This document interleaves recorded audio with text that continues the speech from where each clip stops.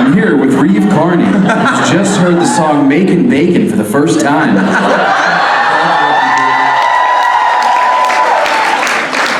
Congratulate you on some incredible work, and I think this one's going to #1. I think so too. Possibly my favorite song of all time. No offense, Reeve. You used to have one of my favorite songs, but... No. I'm going to cover this song, though.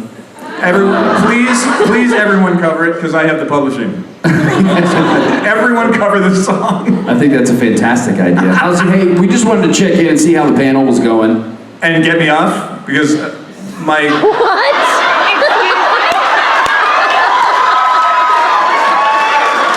I cannot get out of this stuff.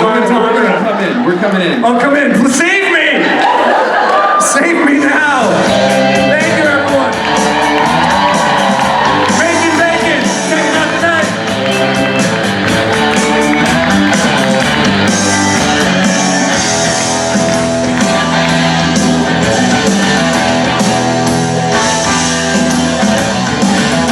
Buongiorno. Buonasera? Yes. Sure, we'll go for that one. How's everybody doing? Did he play Makin' Bacon? Yes. Did you guys ask him to play it? Well, now whose fault is that? See? That's what happens when I'm not out here to moderate. People forget to ask for Makin' Bacon. Does anyone have a question for Reeve? Yes. Oh no, we're waiting for Rob.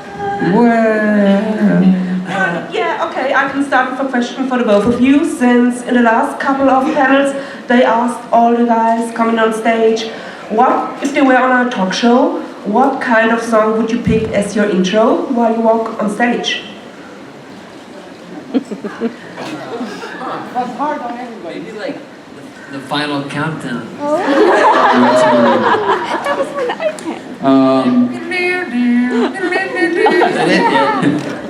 Final countdown. I don't know. I mean, I feel like I kind of have to say Makin' Bacon.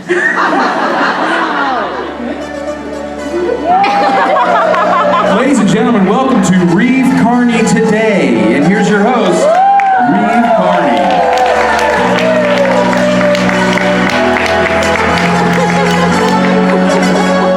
You guys are fast.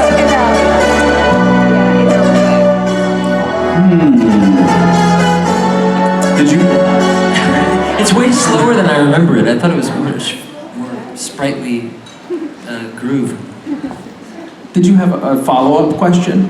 Yeah, not necessarily on that topic, but last year you talked about that you had a degree in Victorian American novels, right? So, and Very good memory. I don't even remember that I have that degree, so impressive. no, that's because I'm into late Victorian novels and Victorian novels too, and did courses at university about that. And you said your favorite book was Wuthering Heights. And it's not very typical for that kind of era it's written in, because in early Victorian novels there usually are happy ends in the society. So I wanted to ask, do you have another book with happy ends from the early Victorian era? And what kind of book do you like best from the late Victorian era? And if Reeve likes any Victorian novels at all? Do you read? Basically? Listen, let me tell you something. I got that degree a long time ago. I'm happy that I remembered a novel that happened in the Victorian era, much less early, late, one with a more quintessential Victorian ending. No, I think that its kind of melancholy ending is one of the reasons I liked it so much, and especially it stood out to me when studying that whole period, because it was unique to most of the books that we read, and I felt like it was, I mean, although the subject matter is a bit ethereal, in some ways, like for human interaction, it seemed a little bit more realistic to me, because everything that ends with a surprise happy ending, it seems like it was specifically done for that purpose, you know? I don't know, how about you, Reeve? Do you prefer early or late Victorian literature? That's I don't know that I can distinguish between the two periods, but I'm trying to think if Bram Stoker's Dracula would qualify as Victorian literature. Is it late enough that it could qualify? Because I love that. Yeah. I'm gonna say yes. Yeah, Yes. it's nice. I love that's one of my favorite In books. the end of the 19th century, Yeah, it would be. I just don't remember what year it was actually written, but it was somewhere around there, right? It's one of my favorite novels ever. Okay, thank you. Excellent and thought-provoking question. My brain hurts. Hi. Hi. First of all, I'd just like to say thank you guys for last night. It was amazing. Thank you. And so, Reeve, yesterday you mentioned that you start usually with music, and then the lyrics, you'll fit those to the music afterwards. Have you ever got to the point, and Jason, I'm not sure whether you work the same way around or not, but if it applies, answer it, feel free. You've got to the point where you think, well, actually, this story that I'm writing doesn't work for me after all, or it doesn't fit, and you've had to just scrap it or redo it. How does that work for you? Oh, you mean like the lyrical aspect to the story, the actual storytelling itself? Yeah. I guess usually I look for a musical to set the tone musically speaking, and if any sort of lyric kind of has to fall in line with the way that feels, or if you might want some sort of irony or some contradiction or contrast, so that can be the case as well. I don't know, I don't think I've ever, I'd say that if I'm not getting somewhere with the lyrics, I would just move on to a different concept lyrically and different themes. If it doesn't feel right, I won't scrap the music though, I'll keep it for something else.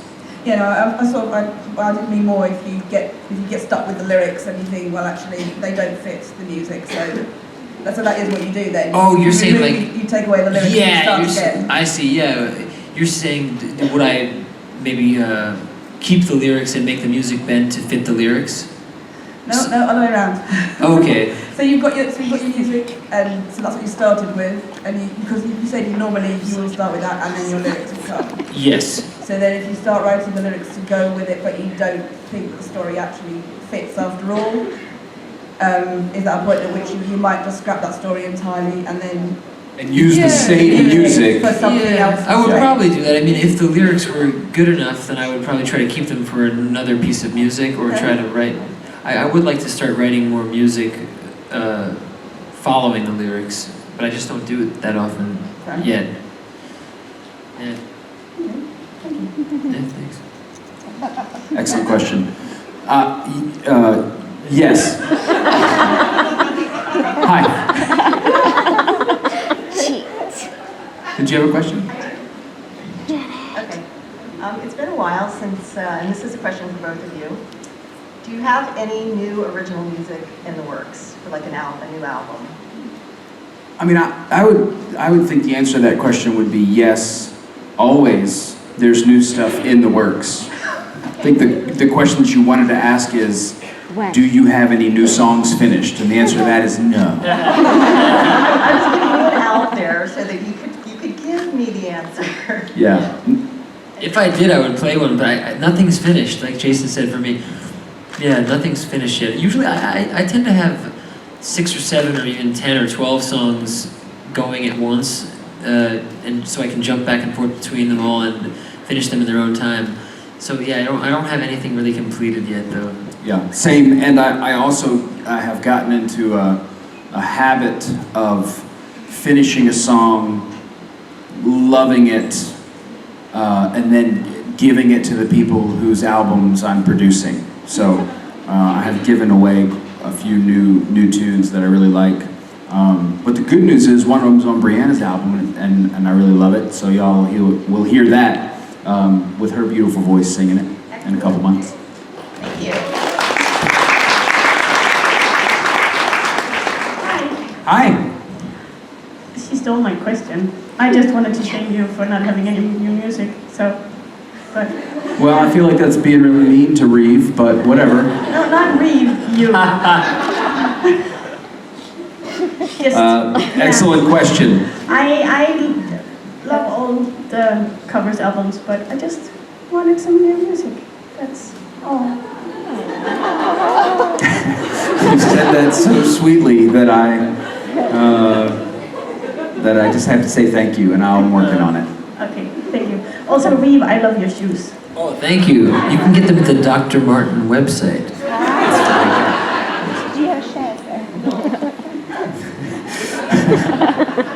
Discount code Reeve Carney sent me. $10 for every purchase. Yeah. Hi. Hi. What was the most interesting scene to shoot for you? I got this one. Listen, so The most interesting what? scene to shoot. Oh, on Penny Dreadful? Yeah. Oh, interesting. Probably the most interesting scene for me to shoot was the bloody three-way. Did any of you see that one? Yeah. If they didn't, they're gonna look it up. Just type in Reeve Carney bloody three-way, and either that scene will come up or the video Or a from phone number. me talking on stage about it right now will come up. I don't know. Yeah. Hopefully those are the only two choices. Hi. How are you?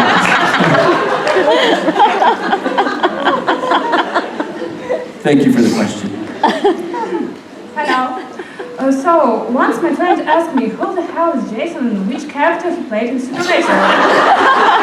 So, I've heard that question quite a few times over the last 11 years. yes, it's a very strange moment, and I was like, yes, which character? What? If you have a possibility. Do I need to finish your question? The question is, why are you here? No, I Who love are you? I love your music. Thank you. Oh, which character you prefer to play in Supernatural? That's a good question. Jackal.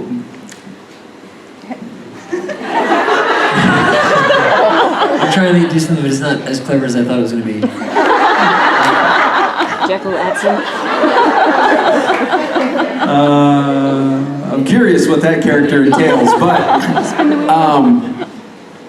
obviously, if I were in a position to create my own character, I would be Winchester, either like a young version of an older Winchester, like a flashback scene to the 30s, 40s, 50s, maybe 1800s, I don't know. To rule Dean and Sam in the episode. What, say again? You want to be a grandpa to rule Yeah, I think it would be fun to like kind of try to personify that swagger in some other time period, you know? Like I look at the character that like Gil played and it looks really fun to me, you know? Or Matt as a young Winchester, and a young version of an older Winchester where they personify that Winchester swagger, but it's in some old time period with like, a cool suit and a cool newsboy hat or whatever it is. Or the long lost present day cousin that drives another awesome muscle car and saves the day. Realistically speaking, officer number 2 that gets eaten by a strange animal in the first 2 minutes would also be awesome. So I'm not picky.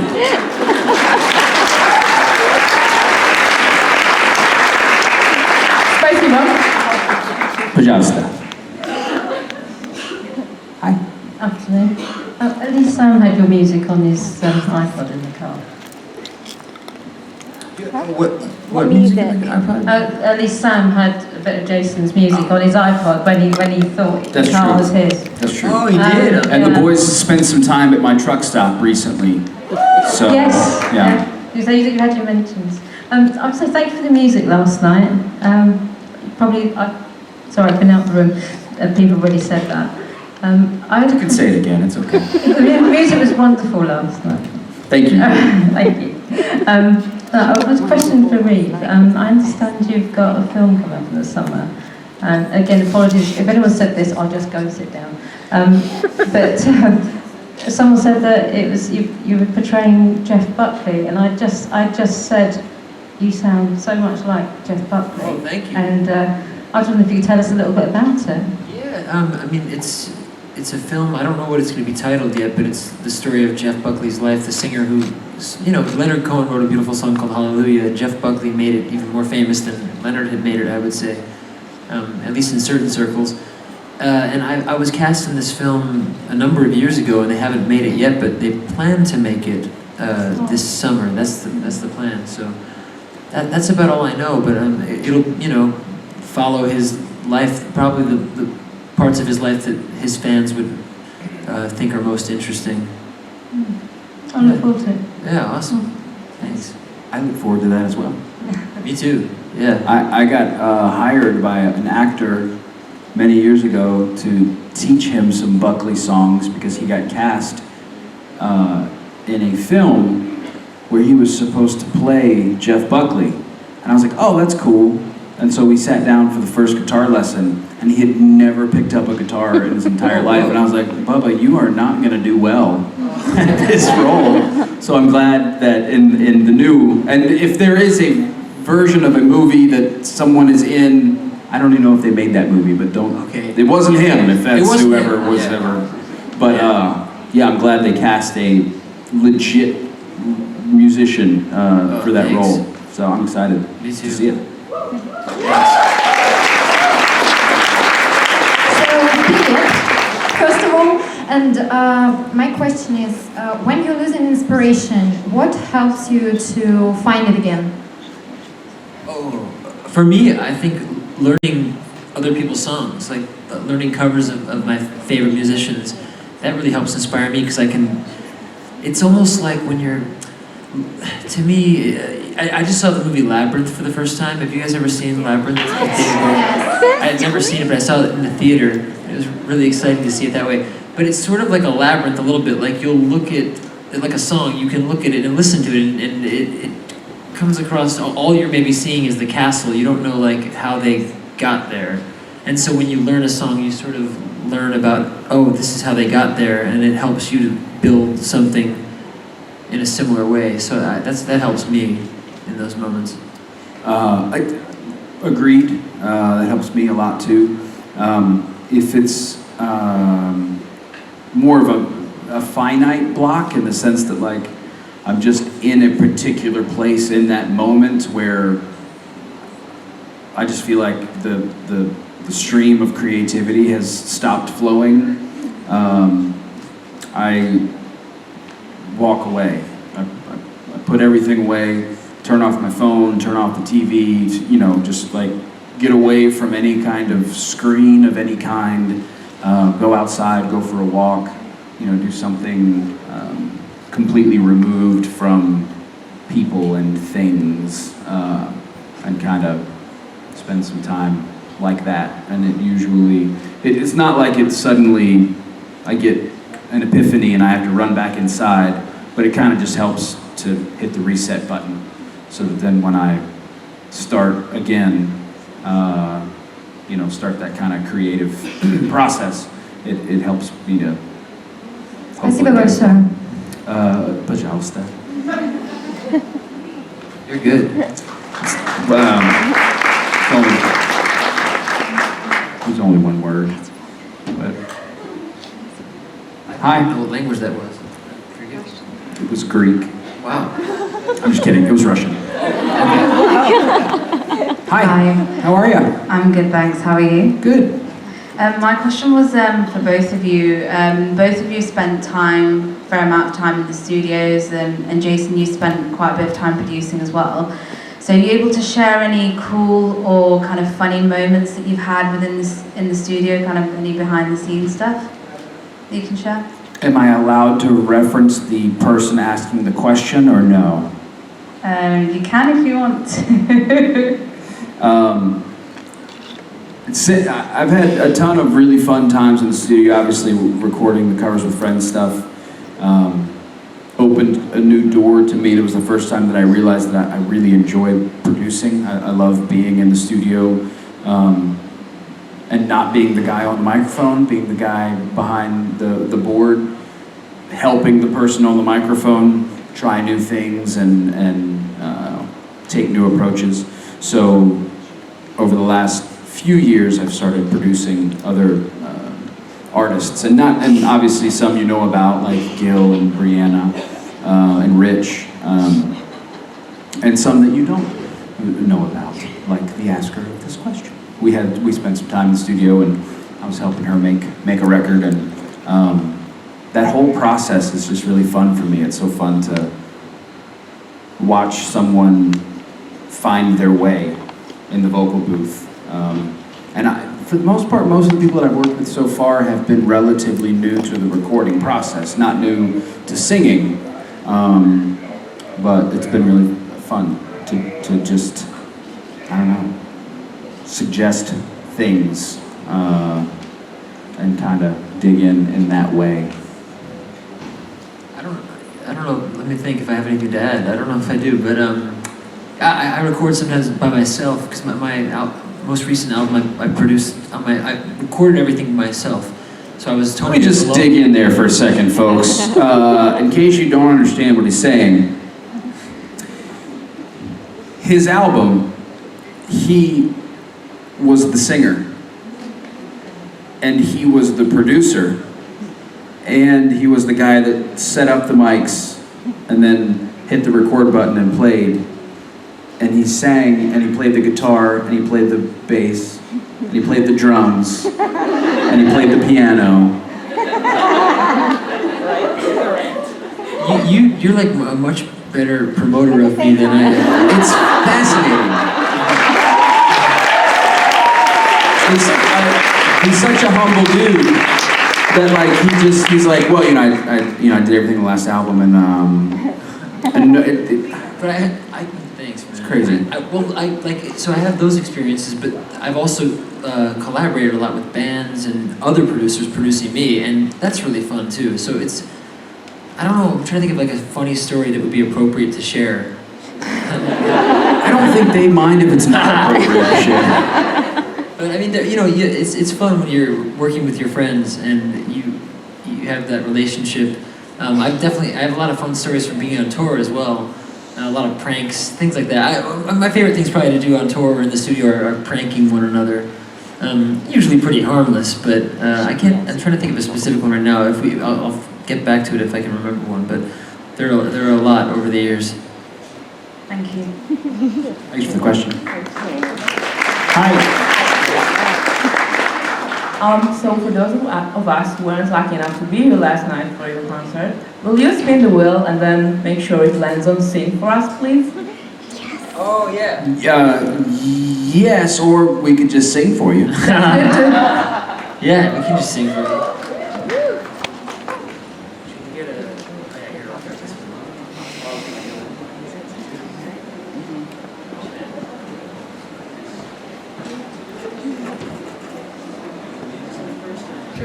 Alright, okay.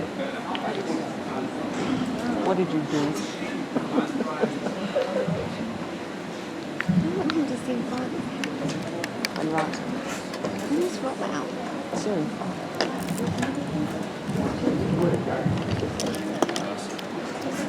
Someone asked me to do this song earlier, so give this a shot.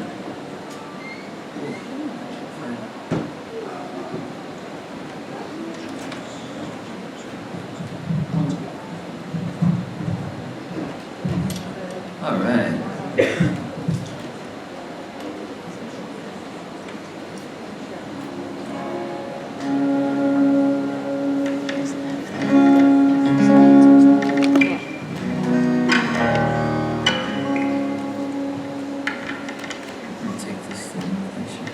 I played this one last year. Actually, I was sitting right here on stage with Jason and played this song. Bless you. And I had never tried it on the guitar because I wrote the song on the... Well, actually, I wrote it. It's very confusing. I wrote it on the guitar in a different key, and then I transposed it to the piano and played it there. So I didn't remember how... When he recorded it, he did it with an accordion, which he transposed onto a kazoo, and then he actually played the bagpipe behind it. But it's complicated. We'll just do guitar. Yeah, so that's it. But I didn't know how to do it, and I still hope I don't mess it up. But this is... it was thanks to JIB that I was able to come up with this version, so thank you guys.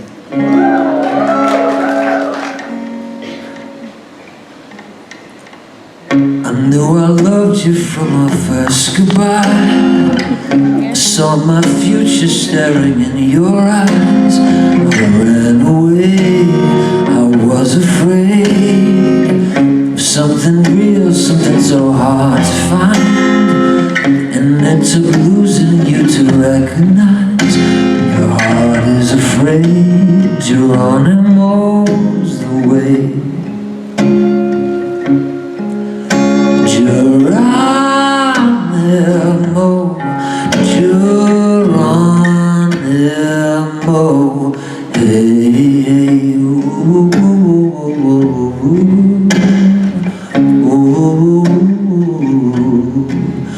When your heart is afraid, Geronimo's the way. Sometimes my love can be so insecure, daydreaming of the ones who were before. Your yesterdays, this jealous place, but in the presence of your majesty, and in my love for you that I believe, when the heart is afraid, Geronimo's the way. Geronimo, Geronimo, hey, ooh,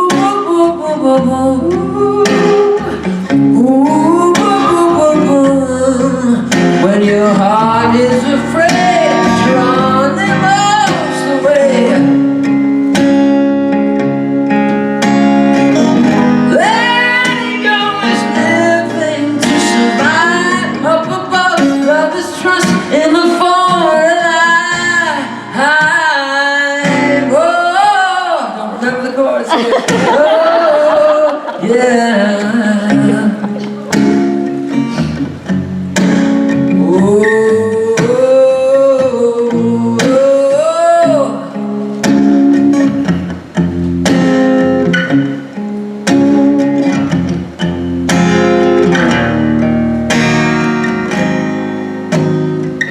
I knew I loved you from our first goodbye.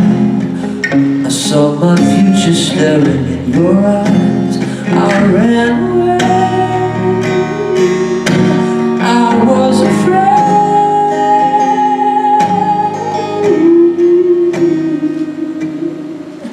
Geronimo, Geronimo, hey, hey.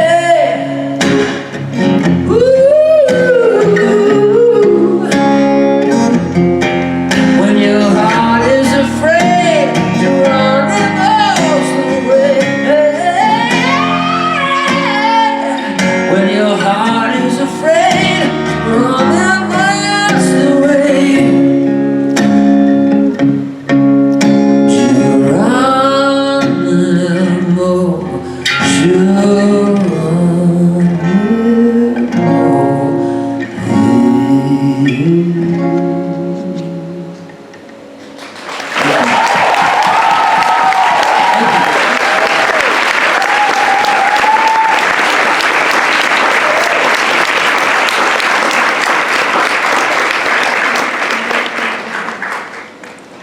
That was real good, man.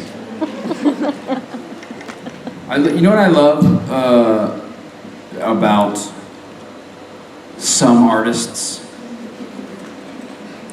That you can't cover their songs. Because I'd love to see someone be like, hey, this is a song by Reeve called Geronimo.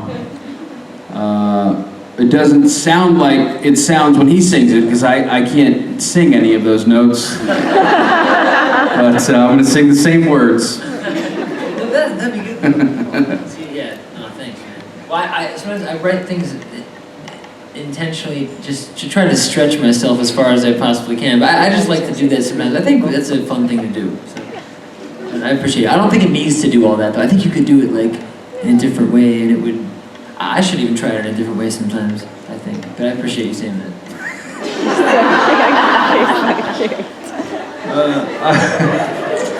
I also love the earnestness with which you respond to all of my ridiculous comments.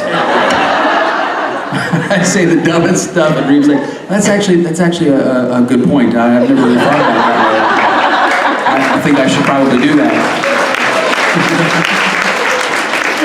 Hi.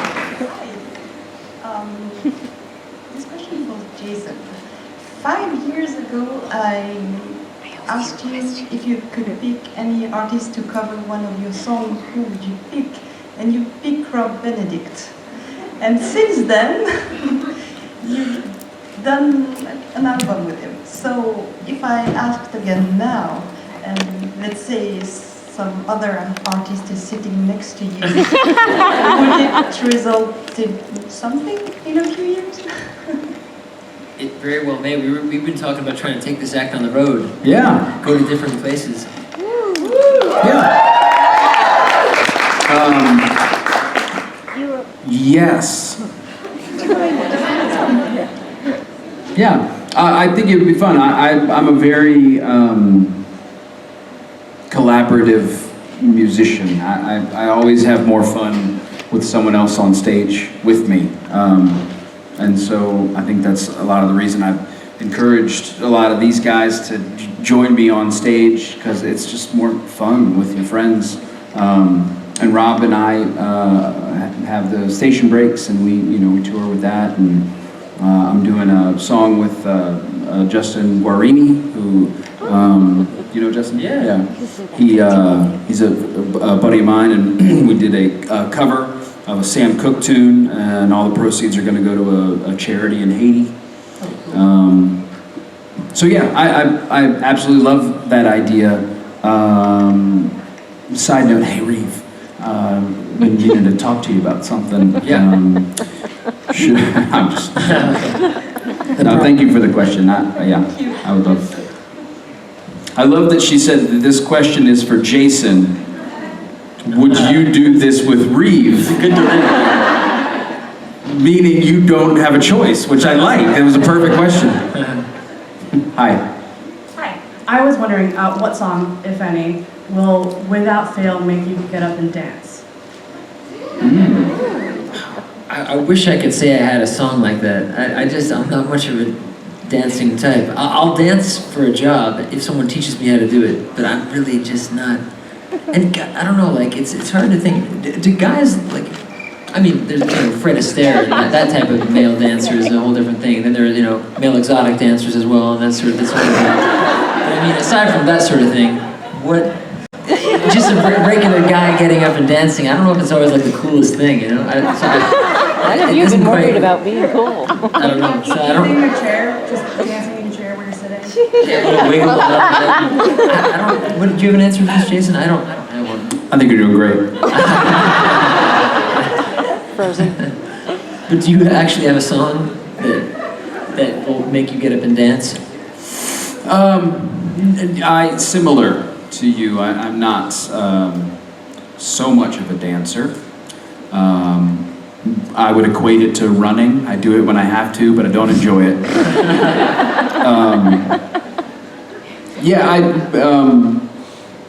If you're asking for like songs that I enjoy listening to and make me move, a lot of Prince, Michael Jackson, of course. I think Bruno Mars is catchy as hell. You're welcome. Hi.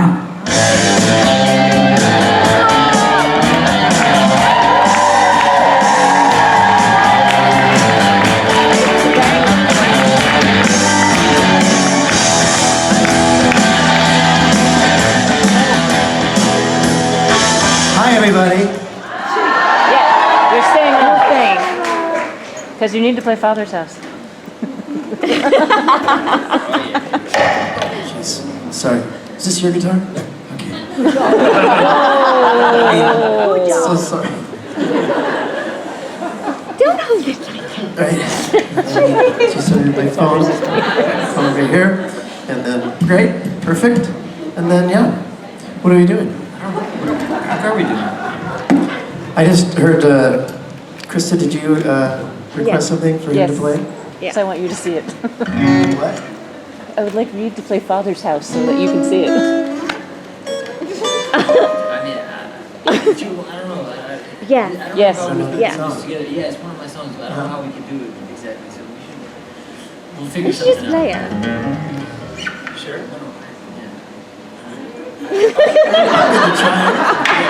All right, if you want to show, okay. Yeah. If you don't, all right, I'll do this. We're terrible. Reeve, you're just about the cutest guy I've ever known. Thanks.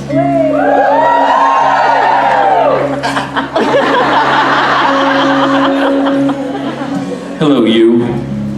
Hi. Do you need this? Badge?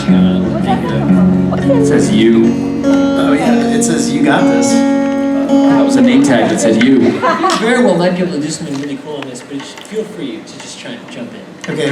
It's one of my songs. There's like a lyric I need to know, or? I don't know. I mean, you can just like do anything. It's a blues song. It's like a straight up. It's like a blues thing. So You can drink whiskey. Just Drink during it. Okay.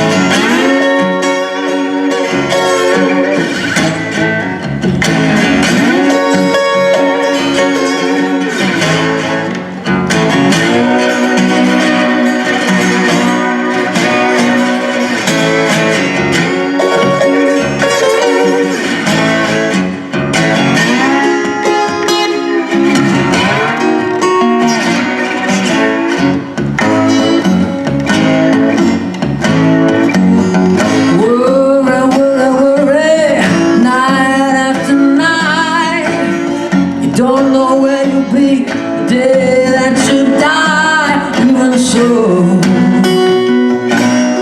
afraid of closing your eyes. Well, you can take a load off, sonny, 'cause there's room in my father's house.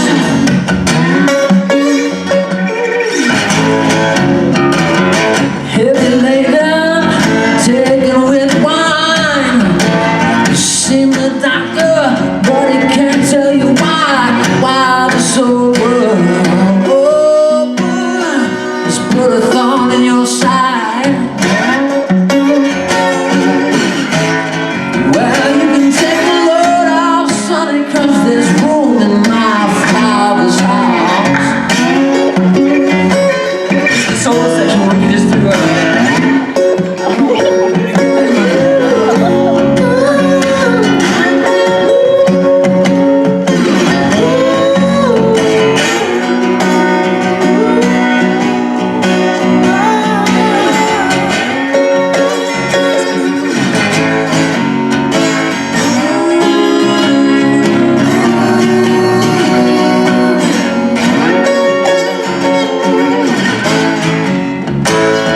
When you're beaten on the side of the road, the good old shepherd gonna carry you home. When you're lost, telling you got no place to go.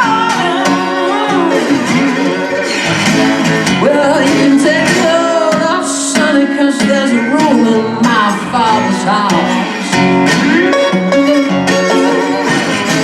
Baby, you can take a load off, sonny, 'cause there's room in my father's house.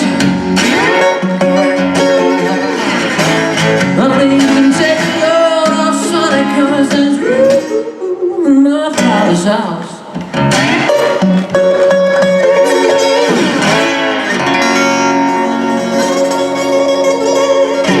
All right.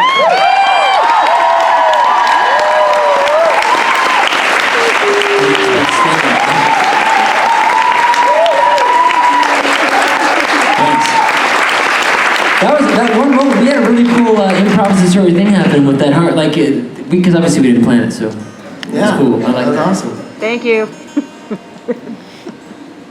So Yeah. did you drop both the D?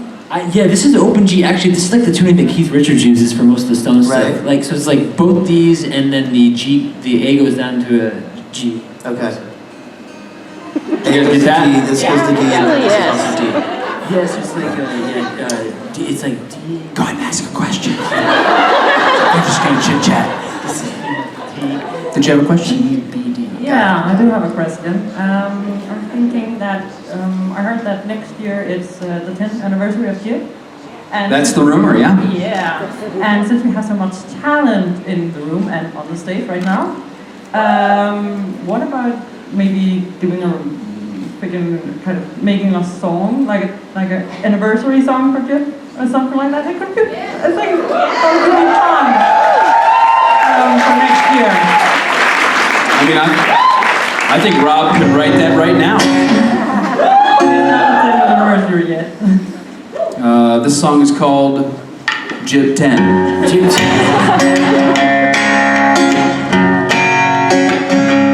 It's JIB 10. It's JIB 10. It's JIB 10. Not to be confused with JIB 9. It's JIB 10. Not to be confused with 8 or 9. It's JIB 10.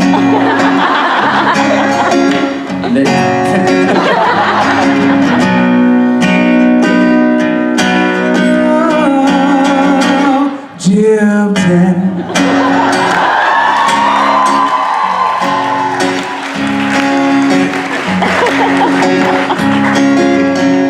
That's amazing, man.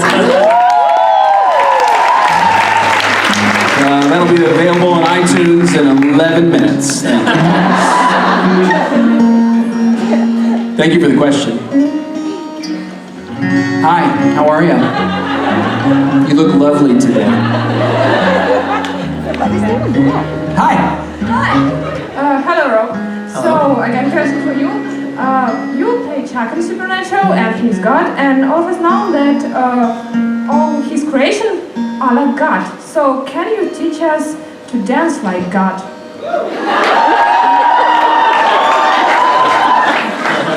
I just want to review the question. You're saying you want me as God to teach you how God dances.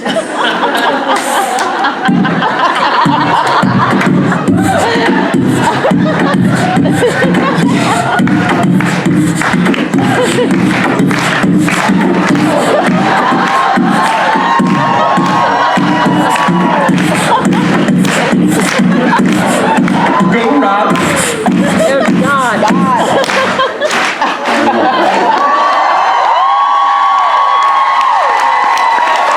Little known fact.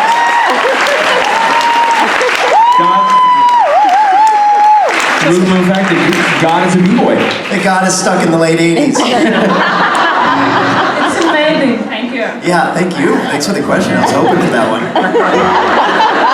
He was working on those moves in the green room, going, I hope somebody asks. The funny thing too is that I'm an older gentleman now, and I actually hurt my back. I put my back out last week, so I was like, am I going to be able to do the Running Man? Yeah, when you went down, I was ready to help you back up. Not because he's old, because he hurt his back. Yeah. Last week. I hear apple juice fixes that. It wasn't enough like protest of that. And not because he's old, they're like, no, Hi. Hi. So my question is for the three of you, and is what would be your perfect striptease song? Like to make a striptease? Perfect what? I want to make sure I was hearing that correctly. What kind of song? Strip dance. Striptease. Oh, striptease. Oh, striptease. Either one, same kind of concept. Wait, are we supposed to? Is this a song that we put on for someone to do a strip? For you. Right. No, for you. Like, No, ladies and gentlemen, put your hands together for Reeve. And then what song kicks in? Like what song? What's the I would say probably like "Hey Big Spender" from the 1967 musical. Wow. Wow, that's classy. That is very specific. And then he walked in the joint. I could say he was a man of distinction, a real big spender. At this point, he's just in his suspenders, and that's it. Spend a little time with me. How would you do that? Oh, yeah. Obviously giving that some thought. That, if you were a stripper, that's such a good answer on so many levels. Hey, big spender, spend a little time with me. That's perfect. It's actually the right answer. If we were playing Family Feud, that would be the number one answer. Yeah, survey says that's the number one answer. So what would you? What would be yours?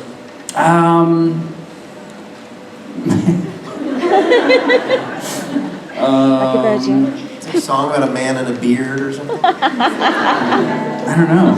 You go first. Jeez. God help us all.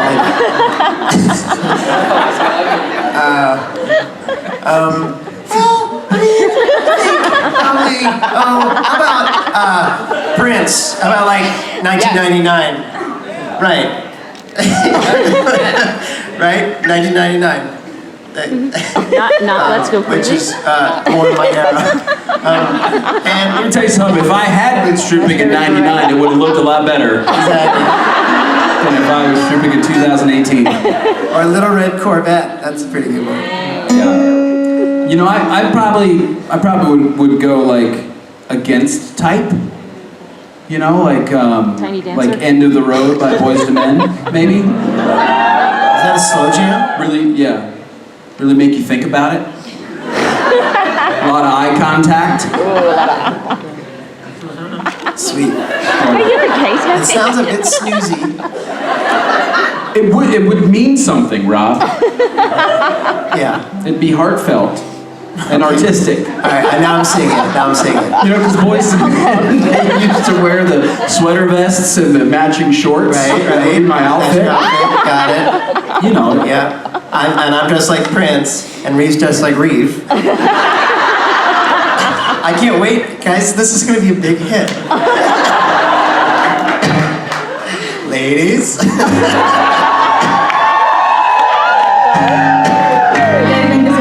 Thank you. Thank you. Hi. How are? Yeah. My bad. No, go. I'm not doing any of that. Just... I thought you maybe you were going to play. Hi. Hi. I'm not leaving. You're up, I think. Yeah, same. Yeah? My question is for Rob, actually. Since season 11 ended, God and Mara has been on a family reunion. Kind of a fishing trip, sort of, yeah. Yeah, so how long is that going to last? Well, the truth is, I mean, it's obviously taking longer than anyone thought. And they mention me a lot, so you'd think, you know, that I'm kind of needed. But man, I'm taking my sweet time. You know, the time works at a different pace in heaven or what have you. So, you know, soon. We're just ironing out a couple things. You gotta realize my sister is everything that's evil, and I'm everything that's good, and so we've tried to find a common ground. Yeah, so we're gonna just still work it out just for a little while longer, and who knows? Maybe all we need is just a hiatus, and then in season 14. So let's hope. Thanks for the question.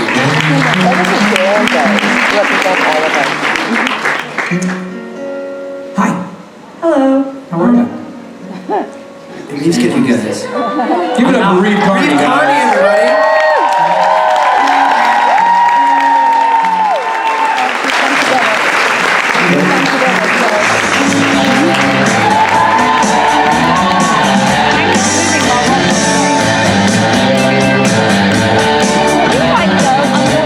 Have you guys ever heard? So we were in Germany one time, and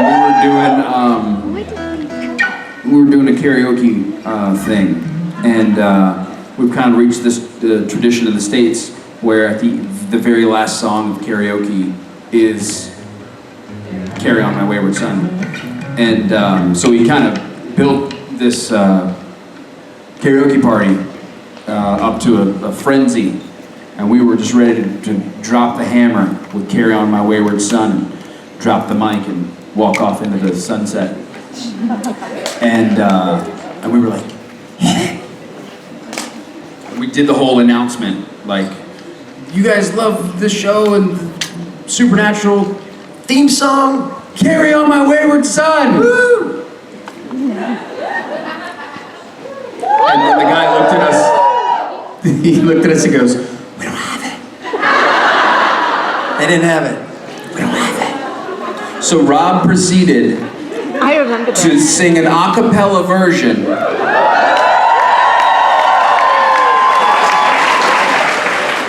guitar solo included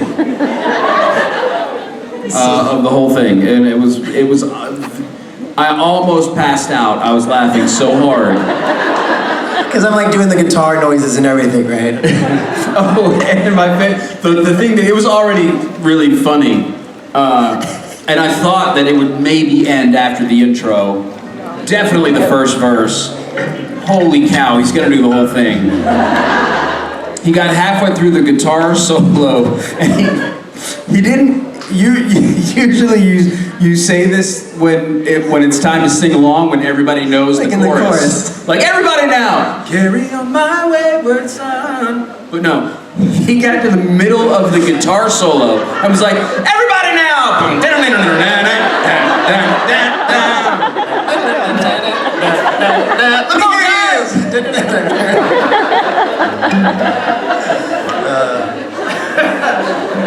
There's video of that somewhere, and you can see me about to pass out in the background.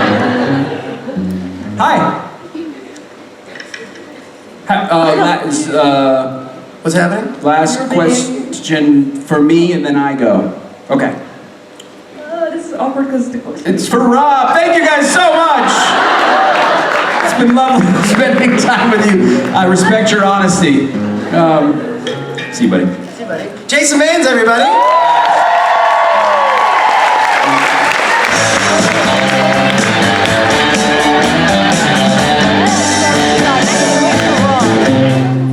Love you, Jason. He loves you too. So my question is, do you think that God, in all his time hiding on Earth, always used the same Chuck Shirley vessel, or do you think there have been others? I mean, I think there's definitely been others, as much as it's hard to think of God in anyone else's skin. Yeah, there have definitely been others. I mean, God's been around for a long time, and Chuck's just been around as long as Chuck's been around. So yeah, I think before Chuck there was somebody else. And I mean, at some point I think it would be, I'd love to, you know how they kind of revealed things about Castiel's life before he was cast. And I would love to, like, to see what Chuck's, what Chuck is, like maybe in the alternate universe, like who's Chuck? And well, I think he's still God over there, but point is, I'd love to see what Chuck was like, you know, pre-God, and what that whole inception was like. Oh, so you think that Chuck wasn't always God, like that he was... I don't know, was he? I know. Like, you know, Lucifer, like we saw when Lucifer actually went into Pellegrino's bodysuit, he was a full-grown adult, you know, when that happened. I don't know with Chuck. I mean, like I said, it's hard to think of God in anyone else, but God obviously has been in other people as well.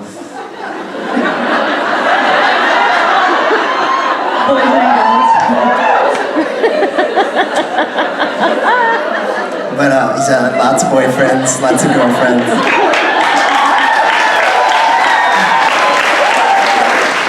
So yeah, I don't know. Maybe he went in maybe he embodied Chuck when Chuck was a baby. Maybe when Chuck was older. I really don't know, but I'd love to explore that. I just, you know, I hope he stays here. Me too. Thank you. Thanks.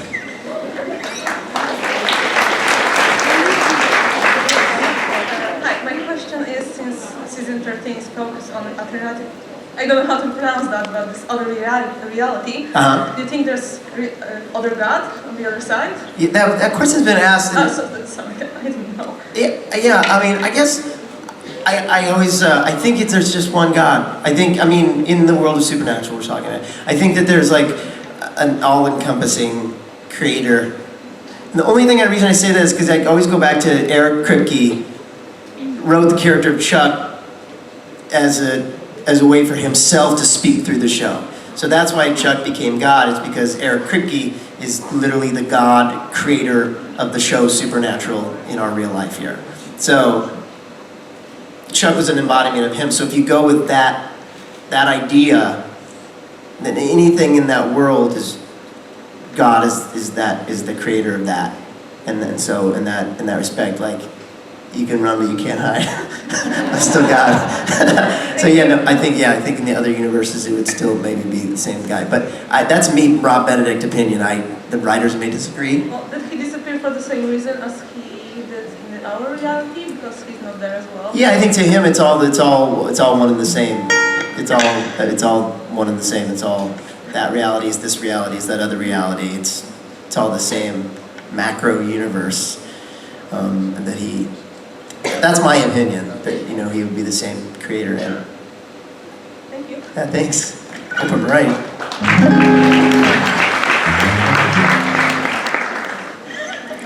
Yeah. Hi. Hi, how are you? Okay. Yeah, good. Yeah. Oh, hi. Hi, yeah. Okay, my question is about Chuck and Amara, Uh-huh. and about they're traveling, doing stuff like sibling stuff. Yeah, just sibling stuff, Yeah. playing catch. Where do you think they want to travel, like other galaxies on Earth? You do blogs about animals. I got my animal blogs. Cute cats, Cute cats. Cute, yeah. God's cat videos. Yeah, I mean, I think, definitely going to other universes, other realities. But mostly I like it here on Earth. There's some really fun stuff. Like if you were Chuck and you had this Ability. Yeah, ability to be Chuck.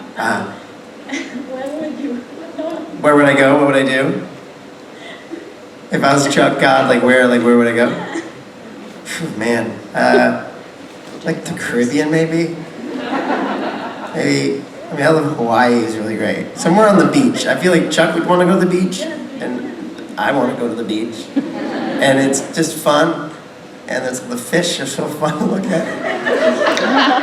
And I definitely, I think I like dating. I like mingling, co-mingling. And that's super fun. And I've got a great swimsuit right now that I really like to rock. Is it fluorescent? And so yeah, God is working on his beach body. So yeah, that's what's going on. That's why it's taking so long, because Mara's like, can we fucking talk? Can we talk? Can we have a talk? And I'm like, yeah, 1 second. I just need to catch some rays. That means get some sun on me. One of these things. Get manicures and pedicures. I love it here. Anyway, that's what's going on. Bye. Bye. Hey. So, my question is about a character that I really love and really miss, and it's Becky. So, why did Chuck left her? Why did Chuck left her, and where the hell is she actually? Well, it's hard to talk about. She, so she said some things. I felt like I really had found somebody really great, and then she kind of let me go. Then kind of blamed me, which was weird. And then started screwing, messing around with. Tying to a bed and torturing my friend Sam. And I didn't like that. I didn't love it. And so, when she didn't realize who I was. She thinks I'm this hack writer, right? She doesn't know who she's messing with. So I just decided we needed a break. She needed a break. She's not dead. She's very much alive. But she's going to need to start cleaning her act up if she wants to come back in the show. Thank you very much. No, thank you. I love the character Becky, and I love Emily who played her, and I would love for her to come back. I think that she'd be a great character to bring back, and I'd love to act with her again because she's super sweet and super funny. And I always, whenever I've been on stage with her at conventions, I always get a kick out of that. Like, I'm the jilted lover who kind of still has a crush on her, and she's crazy pants. So that was fun.